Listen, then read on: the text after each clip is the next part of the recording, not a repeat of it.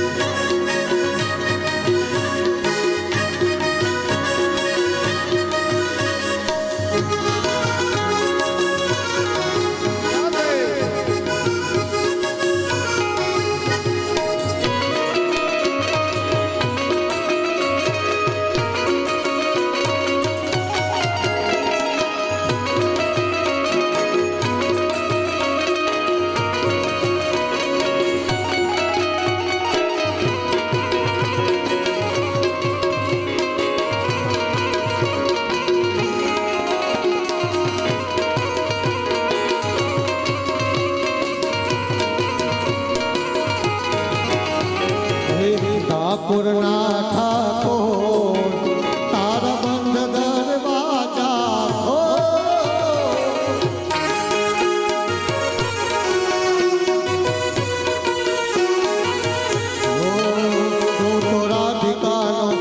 તો રાધિકાનો ચિત્ત ચોર તારા બંધ દરવાજા ખોલ ખોલ ખોલ.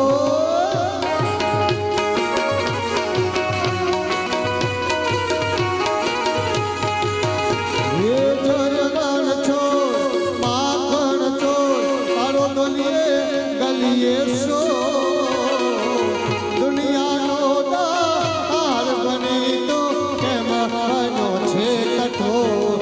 અરે અરે ઠાકોરના ઠાકોર તારા બંધ દરવાજા ખોલ ખોલ ખોલ.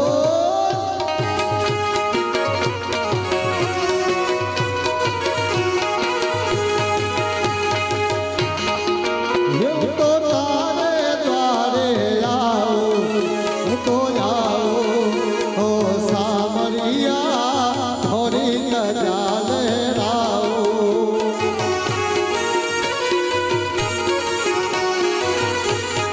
એ તારા રંગે હું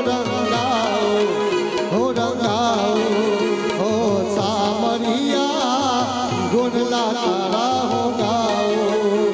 એ લડાયો હું જાણો હું તો આયો તારે મોર. દુનિયાનો દાર બની તો કેમ બનો છે કઠોર. અરે અરે ઠાકોરના ઠાકોર તારા બંધ દરવાજા ખોલી દે ખોલી દે.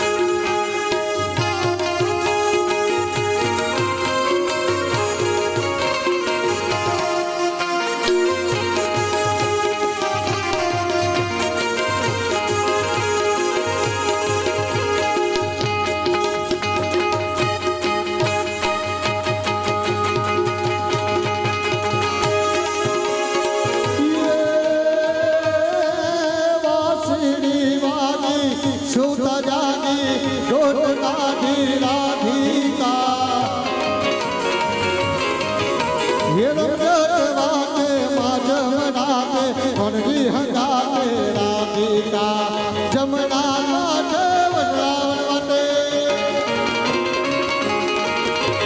જમના કાંઠે વનરાવન વટે સાથે રમવા રાધિકા એ દઈ રે તારી પ્રિયો મારે ઘેરી થઈ છે રાધિકા યાદ ઘેરી થઈ છે રાધિકા યાદ ઘેરી થઈ છે રાધિકા યાદ ઘેરી થઈ છે રાધિકા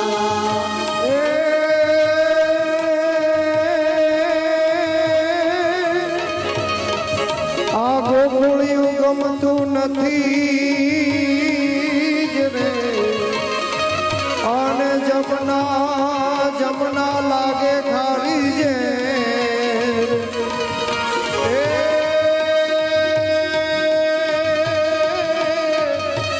એ મારા વાલાની હારે વે એ તો સિદ્ધને કરાવ્યા સામા વિઠ્ઠલ વિઠ્ઠલા હરિ ઓમ વિઠ્ઠલા વિઠ્ઠલ વિઠ્ઠલ વિઠ્ઠલા હરિ ઓમ વિઠ્ઠલા વિઠ્ઠલ વિઠ્ઠલ વિઠ્ઠલા હરિ ઓમ વિઠ્ઠલા વિઠ્ઠલ વિઠ્ઠલ વિઠ્ઠલા હરિ ઓમ વિઠ્ઠલા હે કોને કોને વિઠ્ઠલા હરિ ઓમ વિઠ્ઠલા કોને દીધેલા હરિ ઓમ વિઠ્ઠલા હે જૂનાગઢમાં આવેલા હરિ ઓમ વિઠ્ઠલા જૂનાગઢમાં આવેલા હરિ ઓમ વિઠ્ઠલા હે નરસિંહતાએ વિઠ્ઠલા હરિ ઓમ વિઠ્ઠલા નરસિંહતાએ દીધેલા હરિ ઓમ વિઠ્ઠલા હે વિઠ્ઠલ વિઠ્ઠલ વિઠ્ઠલા હરિ ઓમ વિઠ્ઠલા વિઠ્ઠલ વિઠ્ઠલ વિઠ્ઠલા હરિ ઓમ વિઠ્ઠલા હે વિઠ્ઠલ વિઠ્ઠલ વિઠ્ઠલા હરિ ઓમ વિઠ્ઠલા વિઠ્ઠલ વિઠ્ઠલ વિઠ્ઠલા હરિ ઓમ વિઠ્ઠલા હે વિઠ્ઠલ વિઠ્ઠલ વિઠ્ઠલા હરિ ઓમ વિઠ્ઠલા વિઠ્ઠલ વિઠ્ઠલ વિઠ્ઠલા હરિ ઓમ વિઠ્ઠલા વિઠ્ઠલ વિઠ્ઠલ વિઠ્ઠલા હરિ ઓમ વિઠ્ઠલા બધા દેવતાઓ રાવણના ત્રાસથી ભગવાનને ગોતવા નીકળ્યા હતા અને એ ટાઈમે દર ભટકવા લાગ્યા કોઈ કરતા કોઈ ભગવાન એમને મળ્યો ને ત્યારે બ્રહ્માજીએ ભગવાન શિવને કહ્યું કે ભગવાન ક્યાં છે ત્યારે કૈલાસનો પતિ ચંદ્રમૌલેશ્વર કહે છે શું કે રામ સિયા રામ જય જય રામ રામ સિયા રામ જય જય રામ સિયા રામ જય જય રામ સિયા રામ જય જય હરિ વ્યાપક સર વત્ર સમાના પ્રેમથી હોય પ્રગટ મેં જાના રામ સિયા રામ સિયા રામ જય જય રામ રામ સિયા રામ જય જય રામ એ સમય ભગવાન શિવ પોતે કહે છે હા કે ભગવાનને ગોતે ભગવાન ક્યાંય નહીં મળે ભગવાનને ગોતું હોય તો અહીંયા બેઠા બેઠા પ્રાર્થના કરો ભગવાન અહીંયા જ મળશે સાહેબ એટલે તમામ દેવતાએ બ્રહ્માજીએ પૃથ્વીરૂપી ગાયે બેઠા બેઠા નારાયણની પ્રાર્થના કરી અને નારાયણ પ્રગટ થઈ ગયા સાહેબ એમ આપણે પણ ભગવાનને ગોતવા જશો તો ભગવાન ક્યાંય નહીં મળે સાહેબ ભગવાન તમારી પાસે જ છે રામાયણની અંદર ગોસ્વામી તુલસીદાસજી મહારાજ કહે છે કે જીવ ઈશ્વર અંશ અવિનાશી સાહેબ આ શરીરની કિંમત ક્યારે છે મને કહો તમે આ શરીરની કિંમત ક્યારે છે બરાબર ને તો જીવ કેવો છે કોઈને ખબર છે સાહેબ વેદ શાસ્ત્ર અંગુષ્ઠાભ્યામ વેદ શાસ્ત્ર એવું કહે છે અંગૂઠા જેટલો જીવ છે પણ એ આખા બોડી તમારું 5 મણનું હાચવે છે કેટલા મણનું 5 મણનું બોડીનું હેન્ડલિંગ બેઠો બેઠો ત્યાં અંદર કરે છે હવે એ ડફ દઈને જો બહાર નીકળી જાય પછી આ બોડી શું કરવાનું કઈ કામનું કરવું પછી એમ જ ક્યાંક કાઢો ભાઈ અમુક તો કે ક્યારે કાઢવાના છે ફોન કરી પૂછે કેટલી ઉતાવળ છે સાહેબ દુનિયાને તમને કાઢવા માટે, વિચાર તો કરો. એટલે સાહેબ યાદ રાખજો, ભગવાને 3 વસ્તુ પોતાની પાસે રાખી છે. કેટલી વસ્તુ? 3 વસ્તુ. અને એ 3 વસ્તુ કઈ કે જ્યારે તમે મરી જાઓ એટલે મૃત્યુ થાય ત્યારે આપણે એને ડફરીને કાઢી દઈએ છીએ, કારણ કે આ શરીરને બહુ રખાય. આ શરીરની અંદર પછી નકરી દુર્ગંધ આવે કે ના આવે? પણ અત્યારે સુગંધ છે તો અંદર કોક ઈશ્વર બેઠેલો છે સાહેબ. ત્યારે આપણે બહુ સરસ દેખાઈએ છીએ. બાકી આ જો નીકળી જાય, તમે જો જ્યારે માણસ તલાવમાં જાય, ડૂબી જાય તો એનું બોડી નીચે જતું રહે છે, પણ એ બોડીમાંથી જીવ નીકળે તો એ બોડી કેવું આવી જાય? બહાર આવે કે નથી આવતું? તો ક્યાં સુધી એ બોડીની કિંમત છે સાહેબ? જીવ છે ત્યાં સુધી. એટલે ભગવાને એ પોતાની આત્મા રાખ્યું કે આ જીવ છે ત્યાં સુધી આ લોકોની કિંમત છે, બાકી આને બાળીને ભસ્મ કરી દેવું પડે. બીજો મુદ્દો સાહેબ, ભગવાને છે અનાજમાં કીડા નાખી દીધા. શું નાખી દીધા? અનાજને બગાડી નાખ્યું. તમે જુઓ, બાકી જો અનાજને ન બગાડી હોત તો અત્યારે જેમ લોકરમાં સોનું ચાંદી ઝવેરાત મૂકે છે ને, એમ બધા અનાજ મૂકી આવત. મુગત કે ના મુગત? પણ અમુક સમય પછી અનાજ બગડી જાય એટલે જરૂર પડે એટલું અનાજ આપણે રાખીએ છીએ, બીજું બધું કાઢી નાખીએ છીએ. ત્યાર પછી ત્રીજો મુદ્દો ભગવાને મને તમને એ બતાવ્યો છે કે મને તમને ભૂલવાની તાકાત આપી છે. અમુક સમય પછી આપણે ભૂલી જઈએ છીએ ને, એટલે આ બધા વ્યવહારો કેવા હચવાઈ રહે છે. બાકી તમે બધું મગજમાં એન્ટ્રી માર કરો તો ચિંતાથી ચતુરાય ઘટે, ઘટે ગુણ જ્ઞાન, ચિંતા બળિયા ભાગની, ચિંતા ચિત્તા વલ્લભભાઈની છાપડી ભેગો જતો રહે કે ના જતો રહે? એટલે ઘેડિયાઓ કહે છે કે જો વર્તમાનને સુધારવું હોય તો ભૂતકાળ ભૂલો, સંબંધોને જો મજબૂત રાખવા હોય તો ભૂતકાળને ભૂલી જાઓ, તો તમારા સંબંધો મજબૂત બનશે. બાકી સંબંધોમાં આંચ આવી જશે ને સાહેબ, આપણે બધા એટલા બધા સુખી છીએ એનું કારણ કે તમે બધા એક થઈને રહો છો ત્યારે. બાકી અત્યારે આપણા હિન્દુને તોડવા માટે એટલા પ્રયાસો દુનિયામાં ચાલી રહ્યા છે કે એની કોઈ હદ નહીં. આ કથાઓ વાર્તાઓ મને તમને મજબૂત બનાવે છે, પીઠબળ મારું તમારું મોટું કરી રહી છે. એમ આજે ભગવાન આ શરીરની અંદર જીવ રૂપે બિરાજમાન છે ત્યારે જ મારી તમારી કિંમત છે સાહેબ. બાકી વૈકુંઠમાં ભગવાનના દર્શને થતા નથી. ભગવાન પાસે કદાચ જો તમને મળી જાય, ગંગા મળે નાતા મળે તો નહીં જ, પણ કદાચ મળી જાય, કદાચ તો ગંગા મા પાસે એટલી જ પ્રાર્થના કરો કે માં બીજું તો કઈ નથી, બસ આ ધરતી પર તું જેનું રટન કરે છે ને કૃષ્ણની, એની કથા અમને આપજે, બસ બીજું કાંઈ જોતો નથી. કે ભગવાનની કથા માગશો ને તો ભગવાન મારીને તમારી પાસે છે.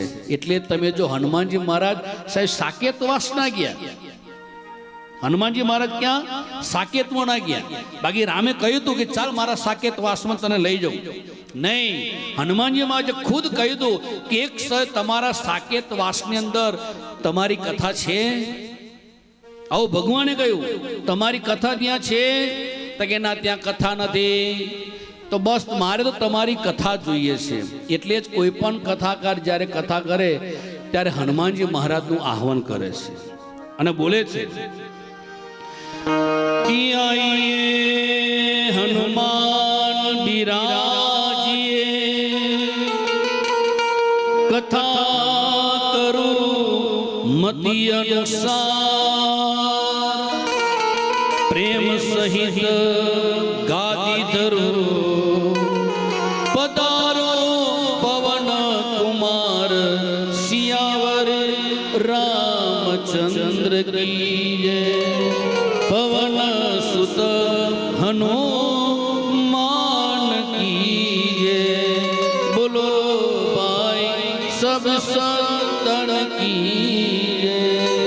कोई પણ કથાકાર હનુમાનજી મહારાજને બોલાવે છે કે એ પરમ શ્રોતા છે, એ શ્રોતા છે અને પરમ વક્તા પણ છે સાહેબ. એટલે ઉપર ક્યાંય કથા નથી, ઉપર જલસાય નથી, હા ઉપર દુખે નથી, બધું અહીંયા જ છે. એટલે અહીંયા જેટલા ધુબાકા મારે એટલા મારી લેજો, અહીંયા જેટલા ભજીયા ખવાય એટલા ખાઈ લેજો, બાકી ઉપર ભજીયા નહીં મળે. રિયલી જો તમે કહેશો ઉપર વૈકુંઠમાં છે કે ભજીયા બનાવો તો ઋષિકેશમાં ખાઈ લેવાતા ને કે સાહેબ બધું અહીંયા જ છે. અનંત જન્મોના પુણ્ય કર્યા હોય ત્યારે મને તમને આ ભાગવત મળે છે. સ્વર્ગના દેવતાઓ અમૃતનો કુંભ લઈને પરીક્ષિત રાજા પાસે આવ્યા તો એ સ્વર્ગના દેવતાઓને સાહેબ ભાગવત મળ્યું નહીં. અને એ પરીક્ષિત રાજાએ 7 દિવસ ગંગાના કાંઠે સુખદેવજી મહારાજની સામે કથા સાંભળી. ત્યારે સ્વર્ગમાંથી એના માટે વિમાન લેવાયું અને વિમાનમાં બેસીને જ્યાં પરીક્ષિત રાજા વૈકુંઠમાં જતા હતા વચ્ચે ગોલોક આવે છે, બ્રહ્માજીનો લોક. તો બ્રહ્માજીએ પરીક્ષિત રાજાને કહ્યું કે હે રાજન, તે એવું શું મૃત્યુની ધરતી ઉપર કર્યું છે કે મારા લોકથી તને પણ શ્રેષ્ઠમાં શ્રેષ્ઠ લોક મળ્યું છે? તેવું શું કર્યું? ત્યારે પરીક્ષિત રાજા કહે છે કે હે બ્રહ્મદેવ, બસ મેં 7 દિવસ ભગવાન કૃષ્ણની કથા સાંભળીને ત્યારે ભગવાન કૃષ્ણે સ્વયં મારા માટે વિમાન લેવા મોકલ્યો. હો એ કથા સાંભળવાથી હા, એટલે તરત જ બ્રહ્માજીના 4 દીકરાઓ હતા. કેટલા દીકરા ખબર છે? બ્રહ્માજીના 4 દીકરાઓ મુખ્ય યાદ છે? કથા કેટલા સાંભળી? આંગળી કરો છો ગોવિંદભાઈ, સોમભાઈ,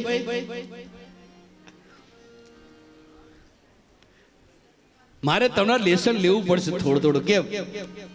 તો જ મેળ પડશે, બાકી નહીં મેળ પડે. બ્રહ્માજીના 4 દીકરાઓ હતા અને એ 4 દીકરાઓ કયા? સનત, સનાતન, પછી સનનંદન અને સનત કુમારો. આ 4 દીકરાઓ. એ બ્રહ્માજીએ 4 દીકરાઓને બોલાવ્યા અને કહ્યું કે તમે ગમે તેટલો અહીંયા પ્રાણાયામ, યોગ, સાધનાઓ કરશો ને તોય તમને ભગવાન નહીં મળે.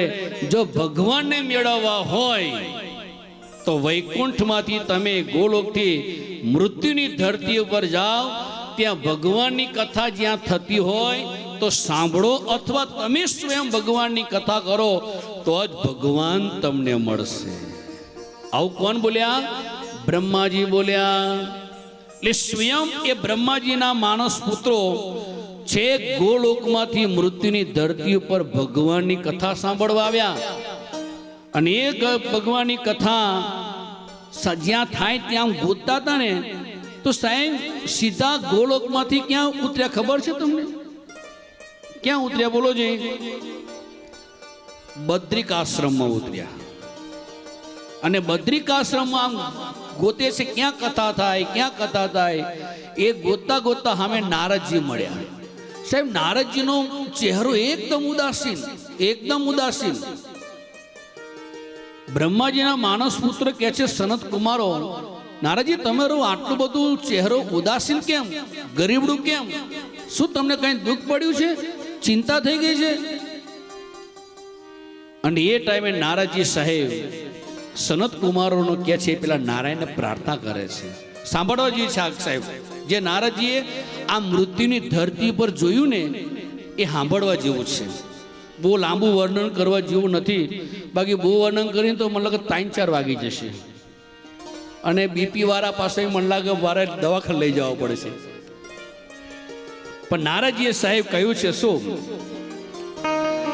કે નારદ કહે નારાયણને વધ્યો ભૂમિ પર ભાર, દુખી છે આ બધો સંસાર, દુખી છે આ બધો સંસાર. લાખપતિ પણ ખોટું બોલે. સાંભળજો સાહેબ, હા સાંભળવા જેવું છે. લાખપતિ પણ ખોટું બોલે, ભાવ કરીને ઓછું તોલે. ફાલી ફૂલી રહ્યો જગતમાં ખોટાનો વેપાર, દુખી છે આ બધો સંસાર, દુખી છે આ બધો સંસાર. તમે જો સાહેબ હારા હારા માણસો ખોટો બોલે, માલ કઈ બતાવે કયો માલ આપી દે, બતાવે કઈ અને આપે, પણ એટલી એને ખબર નથી કે તારી ઉપર એક શક્તિ કામ કરે છે સાહેબ. તો માણસને છેતરી શકીશ પણ દેવને નહીં છેતરી શકે સાહેબ. એટલે આપણે ક્યારે કોકને કહીએ છીએ દેવને માથે રાખીને ચાલજે બાપ. કોને રાખજે? દેવને માથે રાખજે. પછી આગળ નારદજી શું જોયું? સંતાનોના મા બાપ બાજે, મર્યાદાનું માથું કાપે, સ્વચ્છંદની તલવાર દુખી છે આ બધો સંસાર, દુખી છે આ બધો સંસાર. ઘરની અંદર મા બાપ ઝઘડા ઝઘડા ઝઘડા, કોઈ મર્યાદા ના રહે. તમે જો સાસુ બેઠી હોય, સસરા બેઠા હોય તો વહુ ચડ્ડો પહેરીને નીકળે. અહીંયા નહીં, પાકિસ્તાનમાં. હજુ મારે 7 દિવસે રહેવાનું તમારી આવે. બધું ક્યાં? પાકિસ્તાનમાં. આપણે જે કંઈ પણ બીજી ચર્ચા આવે એટલે તમારે સમજી લેવાનું શું કે પાકિસ્તાનની વાત કરે છે, ત્યાં ક્યાં આપણે જવું છે? મૂકો માથા ગોળ, એની પર ના ઢોળી દઈએ સાહેબ. પછી આગળ શું કે છે? દયા કરીને કાંઈ ન આપે, પાપીને પાખંડુ જાતના છે પાસાનો પોબાર, દુખી છે આ બધો સંસાર, દુખી છે આ બધો સંસાર.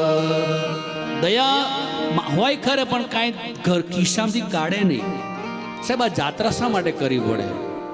કે તમે બધું છોડો, જે લાયા છો વાપરીને જાઓ.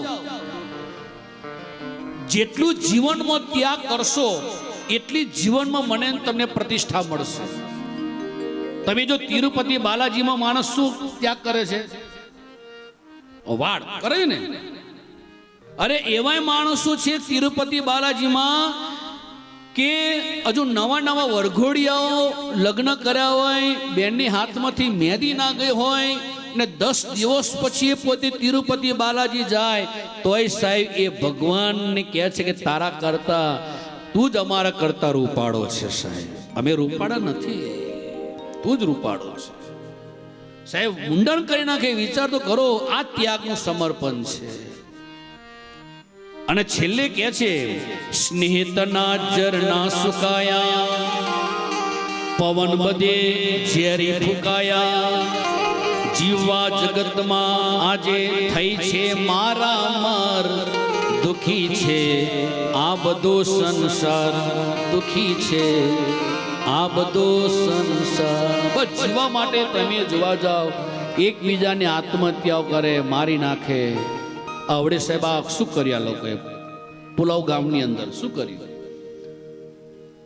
સાહેબ? જાતિ પૂછી પૂછીને મારે. વિચાર તો કરો, હિન્દુ છો કે મુસલમાન છો? બોલો કે હિન્દુ છો, ફટ દઈને મારી દે. આવા ઝેરી પવન બધા ફૂંકાઈ ગયા છે. એટલે જીવનની અંદર એટલે જ હું કહું છું કે જો સાહેબ તમે ગમે તેને માનો, કોઈ ના નથી. બધા સંપ્રદાયના ધર્મના મંદિરો આપણા જ છે, કોઈ અલગ નથી. પણ જ્યારે દેશ ઉપર વિપત્તિ આવે ને ત્યારે એક થઈને સાહેબ દેશને બચાવવાની કોશિશ કરજો. બાકી કાલે આ દેશમાં રહેવું સાહેબ તમને મને બહુ ભારે પડી જશે. ત્યાં પછી ધર્મ નહીં આવે, ત્યાં માળા નહીં આવે, સંપ્રદાય નહીં આવે. અને ત્યાં જ્યારે મારીને તમારી ઉપર બંદૂકો ફોડવામાં આવશે ને ત્યારે સાહેબ જો આ બધા મારીને તમારી સાથે હશે ને તો દુનિયાની તાકાત નથી કે આપણા હિન્દુનો કોઈ વાળ વાંકો કરી શકશે.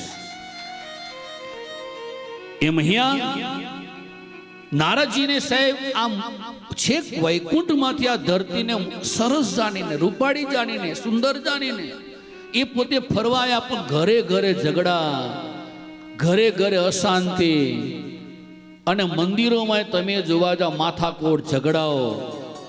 આ બધું સાહેબ 5200 વર્ષના નારદજી જોયું. વિચાર તો કરો. અને પરિણામ એ ફરતા ફરતા નારદજી સ્વયં બ્રહ્માજીના માનસ પુત્રો સનત કુમારોને કહે છે કે યમુના ઘાટ ઉપર હું ગયો, ત્યાં એક તરુણ સ્ત્રી અને એના ખોળાની અંદર 2 વૃદ્ધ પુરુષો રડી રહ્યા છે. ત્યારે એ તરુણ સ્ત્રીએ મને કહ્યું અને શું કહે છે? બોબો ક્ષાદોક્ષનમ તિષ્ઠ મનચિંતામપિ નાશય દર્શનમ તવ લોકસ્ય સર્વથા હરમ પરમ. એ સ્ત્રીએ મને બોલાયો કે હે સાધુ, બોબો સાધુ ક્ષણમ તિષ્ઠ, હે સાધુ ઘડીક ઉભા રહો બાપ, ઉભા રહો. એટલે જીવનમાં યાદ રાખજો સાહેબ, સાધુ ની ક્ષણ અને રોટલાની કણ ક્યારે બગાડતા નહીં. અહીંયા પણ જો તમને જે કંઈ મળે ને થાળીમાં સાહેબ, એ અન્નનો દાણો બગડવો ન જોઈએ. એક દાણો પાકતા પાકતા કેટલો ટાઈમ લાગે છે બેનો? કેટલા ટાઈમ લાગે? ખેતી કરવા જાઓ છો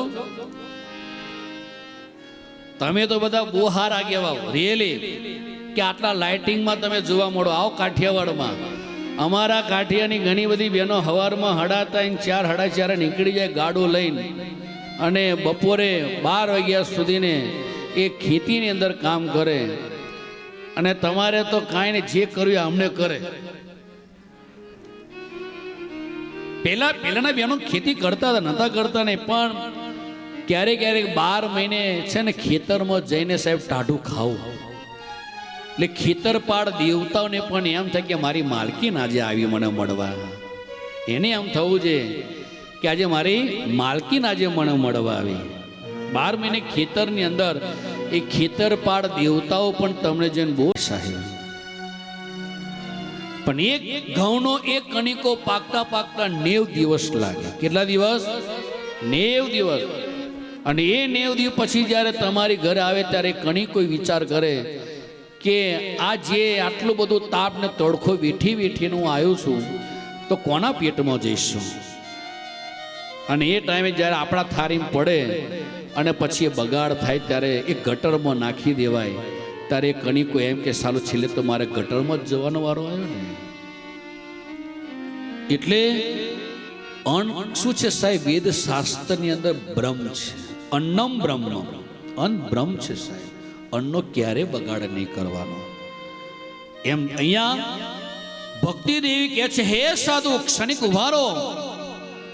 અને નારદજી ત્યાં ઉભા રહ્યા ત્યારે નારદજી કે તમે કોણ છો?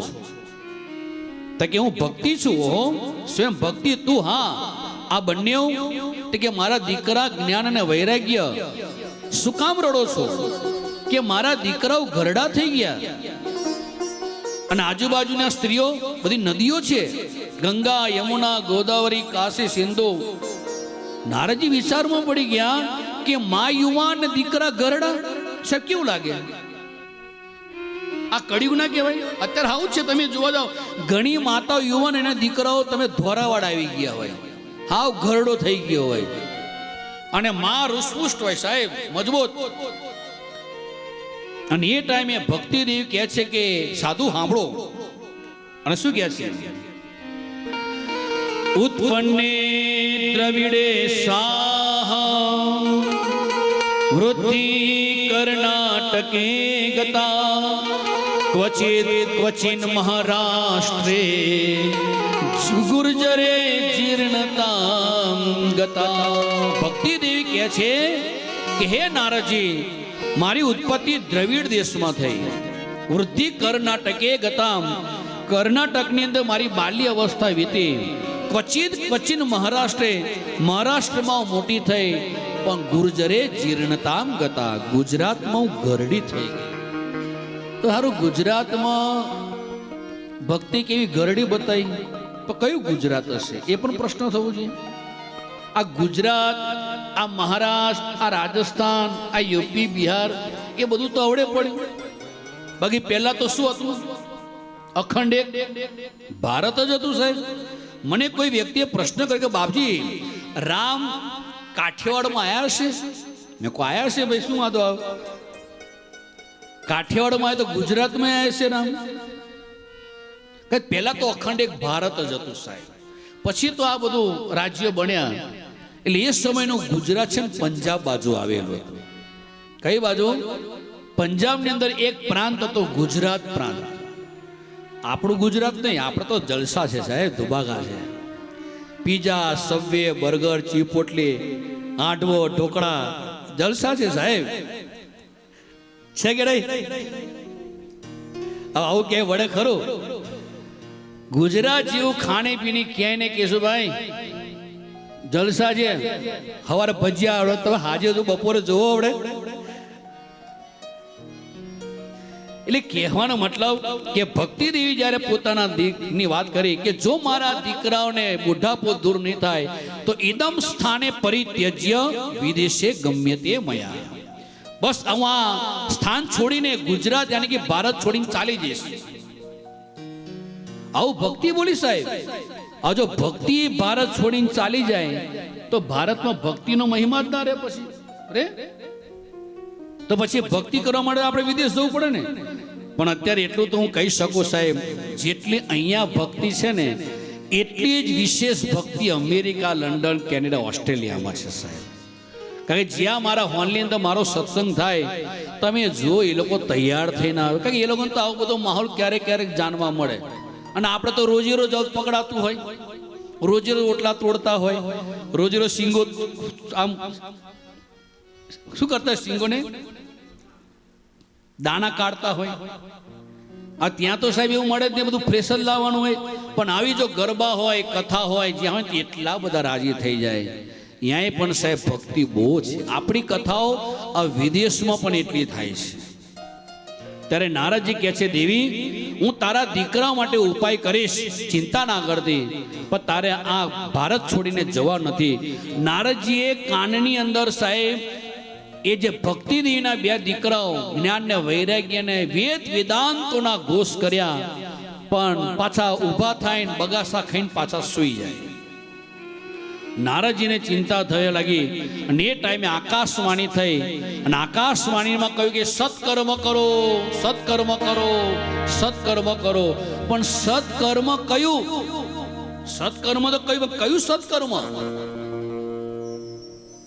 અને એ સત્કર્મ કયું છે એની ચર્ચા આપણે હવે કાલે કરીશું. કારણ કે 12:15 થઈ ગયા. એટલે સત્કર્મ કયું છે અને આકાશવાણીનું સત્કર્મનો જવાબ ક્યાં મળે છે નારદજીને, એની ચર્ચા આપણે કાલે કરીશું. બદ્રી નારાયણી નારાયણ હરી હરી ભાવજી. બદ્રી નારાયણી નારાયણ હરી હરી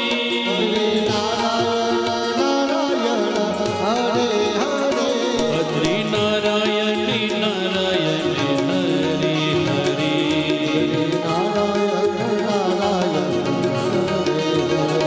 બદ્રી નારાયણી નારાયણ હરી હરી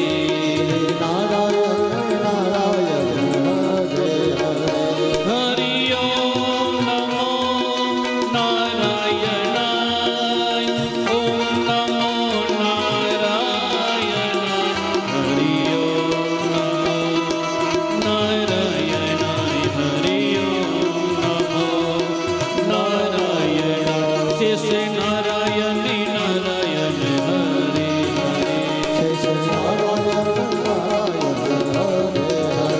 શેષે નારાયણી નારાયણ હરી હરી લક્ષ્મી નારાયણી નારાયણ હરી હરી લક્ષ્મી નારાયણી નારાયણ હરી હરી લક્ષ્મી નારાયણી નારાયણ હરી હરી લક્ષ્મી નારાયણી નારાયણ હરી હરી તેરી લીલા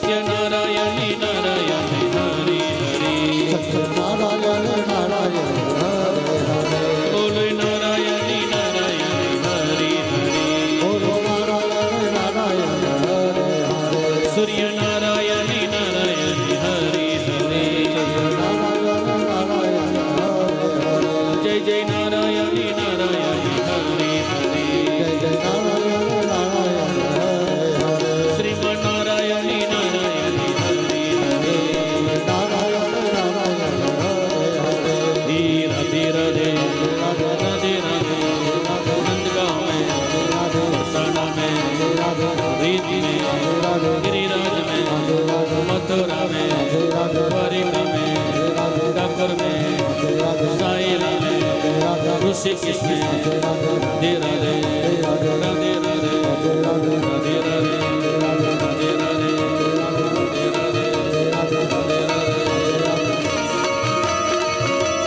जय जय श्री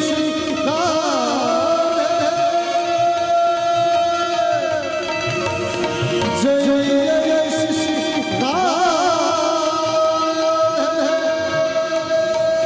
राधे राधे राधे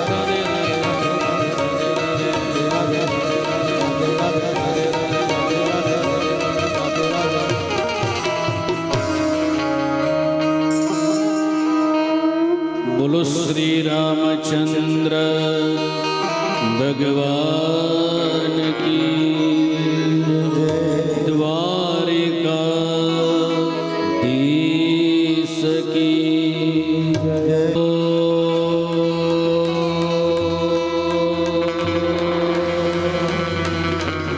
नमः पार्वती पतये हर हर महादेव जय सियाराम जय श्री कृष्ण पेला दिवसनी कथानी विराम आनंद मंगल करुँ आरती हरि गुरु संतनि सेवा प्रेम धरि मन मंदिरे पधारो सुंदर सुखड़ा लेवा आनंद मंगल करुँ आरती हरि गुरु संतनि सेवा જેને આંગણીએ તુલસીનો ક્યારો, જેને આંગણીએ તુલસીનો ક્યારો, શાલિગ્રામની સેવાવાલા, શાલિગ્રામની સેવાવાલા, આનંદ મંગલ કરુયા હરિ ગુરુ સંત સેવા संत बने तो महासुंदरा गुरु जी मरे तो मिठाएवा आनंद मंगल करो आरती हरि गुरु संतनि सेवा અડસઠ તીરથે સંતોના ચરણ, અડસઠ તીરથે સંતોના ચરણે, ગંગા યમુના રેવાવાલા, ગંગા યમુના રેવાવાલા, આનંદ મંગલ કરુયા આરતી હરિ ગુરુ સંતની સેવાવાલા.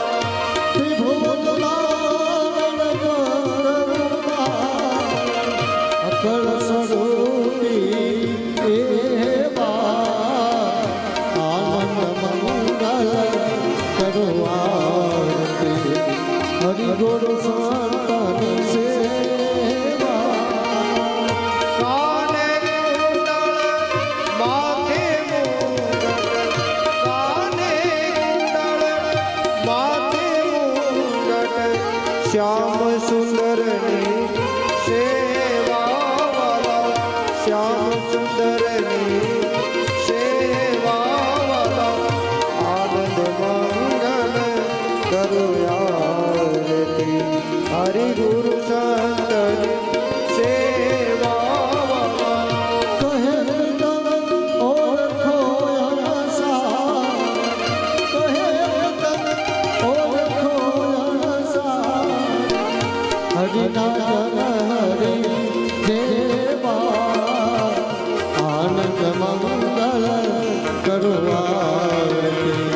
હરિ ગુરુ સંતની સેવા ઘનઘોર ગૌરવ કરુણાવતારમ સંસાર સારમ તુજ હારમ સદા વસંતમ વિદ્યાનરેન્દ્ર ભવાની ચૈતન્ય મંગલ ભગવાન મંગલમ મંગલાય નમો હરે સર્વમંગલ માંગલ્યે શિવે સર્વાર્થ સાધકે શરણ્યમ ગૌરી નારાયણે નમસ્તે નારાયણે નમસ્તે નારાયણે નમસ્તે બોલે શ્રી ભાગવત ભગવાન દેવાભિવંદનમ ભગવાનને આરતી આપી દો. દેવાભિવંદનમ. પછી તમારી આરતીની અંદર જે ફૂલ છે એ ફૂલ લઈ લેવાનું. જેની પાસે ન હોય આ બેન ફૂલ આપે છે, બધા ફૂલ લઈ લેજો. 2-4 સ્વયંસેવકો ત્યાંથી આરતીની થાળી હાથમાં ઝડપથી લઈ લ્યો. એમના હાથમાંથી ખાલી થાળી જે આરતીની છે લઈ લ્યો. અને પછી જે આરતી ઉતારવાળા યજમાનો છે હાથમાં ફૂલ રાખી ભગવાનને મંત્ર પુષ્પાંજલિ અર્પણ કરીએ. ઓમ જગ્નેન જગ્નમય જંદ દેવાસ્તાની ધર્માણિ પ્રથમાન્યાસન્નઃ તેહનાકમ મહિમાનઃ સચંદજત્ર પૂર્વેશાદ્યાઃ સંતિ દેવાઃ વાંગમય પુરાણ પુરુષોત્તમાય નમઃ મંત્ર પુષ્પાંજલિં સમર્પયામિ.